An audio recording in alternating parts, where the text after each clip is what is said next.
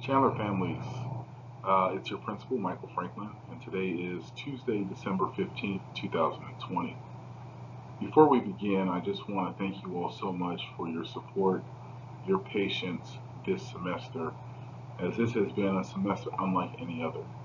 But because of you, because of your work and partnering with us here at school, we've managed to get through this difficult semester and hopes that 2021 will bring about some clarity and some familiarity to what the school year typically looks like.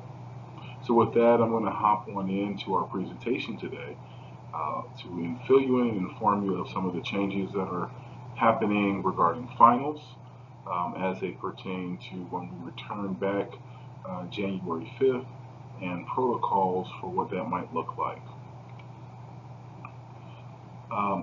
As we go into the break, COVID cases do not stop. We still expect and ask that you report them to our campus. While we may not have someone that is able to answer the phone during that time, we do have an email that will be available to you at health@cusd80.com, where you can report the cases there directly. Our health assistant and health office will follow up with you and get in contact with you when we return on January the 4th. It's so important to keeping the students and our staff safe on our campus that if your child tests positive or someone in your home tests positive, that you let us know, that you reach out to our nurse's office and you share that information.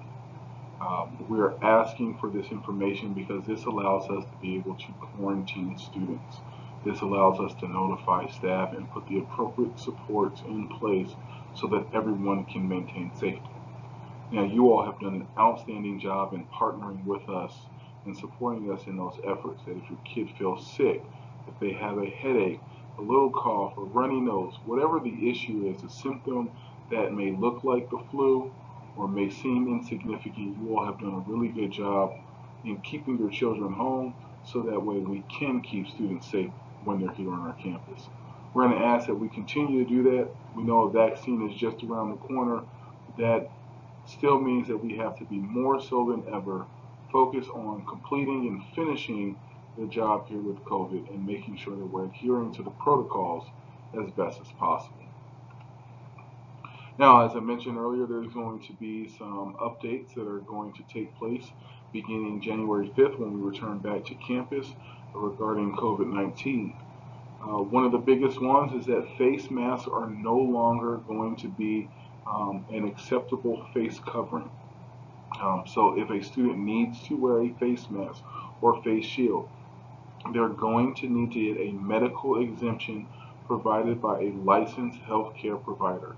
So parents, please be sure that if your child needs to wear a face shield for any reason, that you please schedule an appointment with your healthcare professional and have them complete the medical exemption form, which we can provide you if you call our front office and we can get you that information.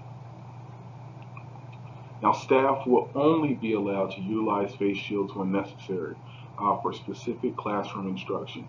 We have students who are hearing impaired and rely on the need to read mouths of our teachers. So there are cases in which teachers may use a face shield in their class as long as they are socially distanced from the students.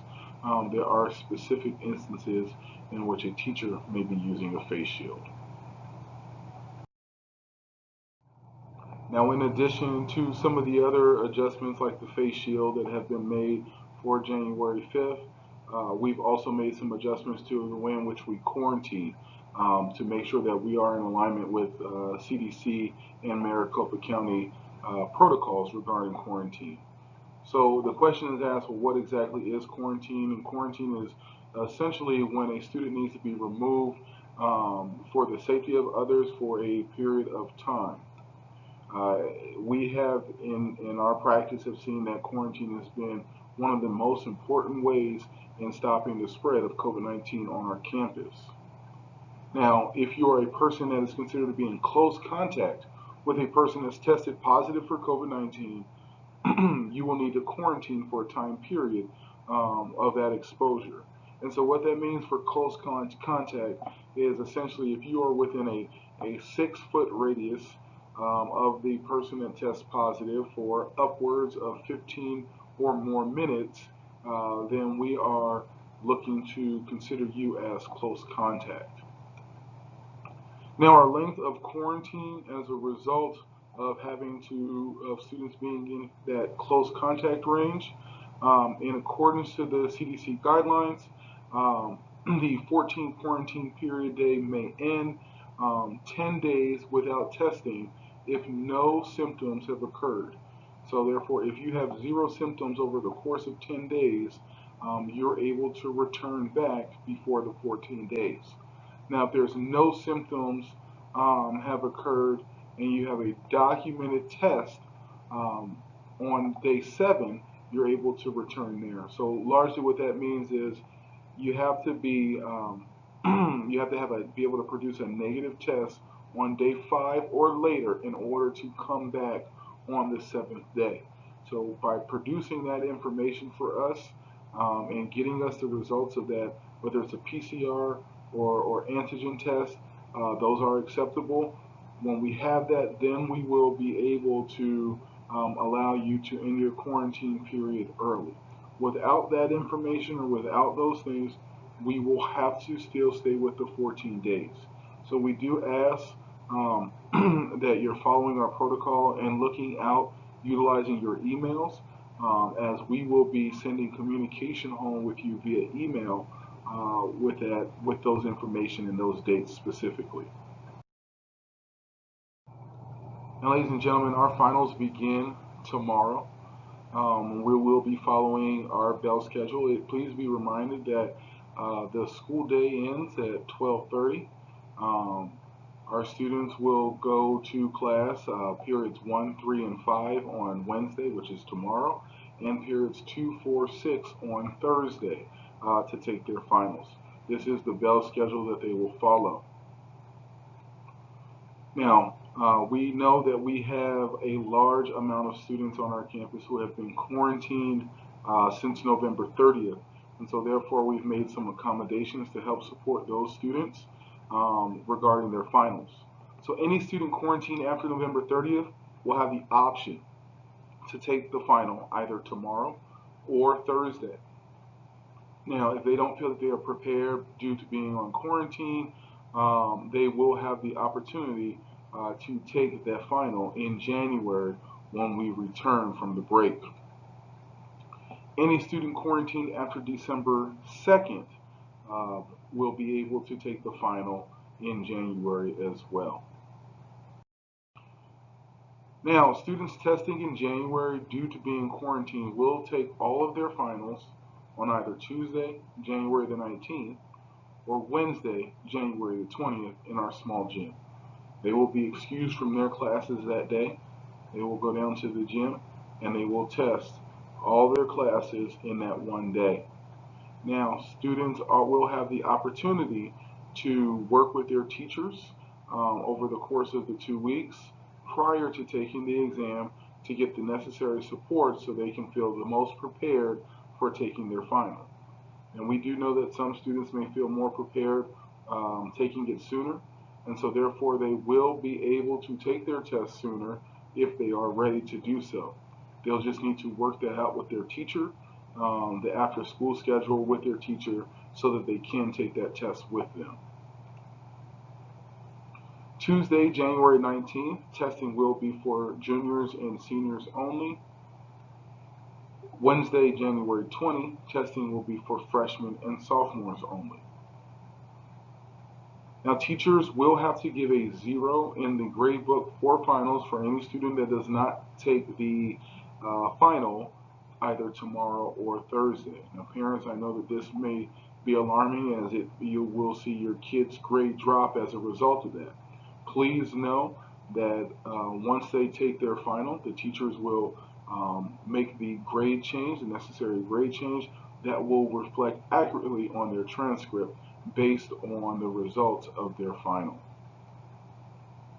And then lastly, All late work for students who were under quarantine between 11:30 and 12:17 will have their work due no later than January 19th by 3 p.m.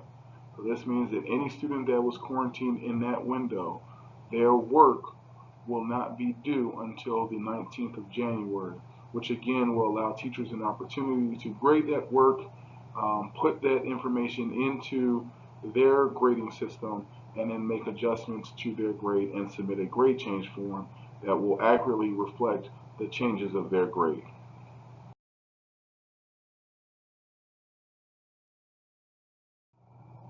Now, at our last board meeting, our governing board approved for students to be able to stay virtual for the first 2 weeks if they so chose to do so. Those first 2 weeks would begin on January 5th and end on January the 15th, returning back to campus on January 19th, which would be a Tuesday.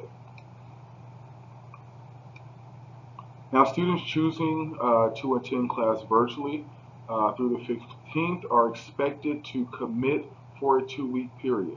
They're expected to log in daily and meet assignment due dates. So parents, we ask that if you're going to have your child stay home during those first 2 weeks, that they stay home the first 2 weeks and not venture back and forth to school and back, depending on the day of the week or how a schedule may work out. It helps us with our attendance. It helps our teachers keep track of who's where so they can provide the appropriate and necessary supports. Again, students are expected to log in daily. They will have access to their Google Meets and Google Classroom to where they can get their assignments as well as monitor their own progress.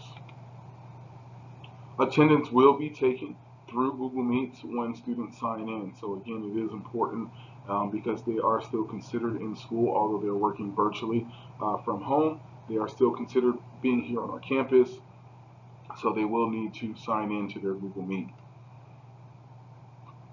Now, if your child needs a device, they can check out a device from the Jones Student Union here before Thursday. They can get a computer there. They will have to check it out. They'll need their student ID, and they can check it out anytime during the school day or after school. Now, if you have a student that is a student athlete participating in winter sports, and you've selected for them to remain virtual for the first 2 weeks, they will not be able to participate in any in-person classes. So what that means is if they have maybe 6-hour basketball, for example, they won't be able to come to campus just for their 6-hour basketball class. They will have to participate in that class virtually. However, if they have practices after school or games after school, they will be able to still participate. But during the instructional time of the day, they will have to remain virtually. If you would like to participate in the virtual opportunity, please contact our attendance office. Please leave them a message. If you can't get through the attendance line, you will have until January 4th to notify the school. What we will be doing on our end is working to make sure that we put in a specific code in the attendance that shows that your child is participating in the virtual learning from January 5th through the 15th. This allows us to inform the teachers and provide them the appropriate supports so that they can help your child. So please be sure to call the attendance line. Call attendance line number 2 if your last name begins with the letters A through LE, or attendance line number 3 if your last name begins with LEI through Z.